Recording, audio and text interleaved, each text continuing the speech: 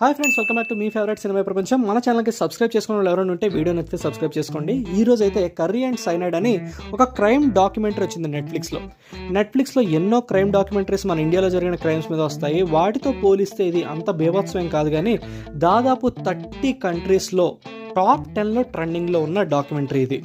జాలీ Joseph అనే lady Kozhikode కేరళలో కుడితే అనే ఒక విలేజ్లో ఒక రెప్యూటెడ్ ఫ్యామిలీలో కోడలుగా వచ్చి ఆ ఫ్యామిలీలో అత్తని, మామని, భర్తని, ఆ ఫ్యామిలీలో రిలేటివ్స్ని కొన్ని కారణాల వల్ల చంపుతుంది. సైనైడ్ పాయిజన్ ఇచ్చి. సైనైడ్ అనగానే అది ఎప్పుడో షెర్లాక్ హోమ్స్ దగ్గర నుంచి సైనైడ్ పాయిజన్గా ఉపయోగపడుతుంది.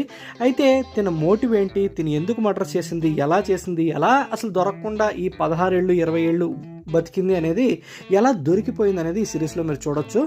చాలా ఇంట్రెస్టింగ్గా ఉంటుంది ఫ్రమ్ బిగినింగ్ టు ఎండ్ అనమాట. క్రైమ్ డాక్యుమెంటరీస్ ఇష్టపడే వాళ్ళు ఒకసారి అయితే చూడొచ్చు.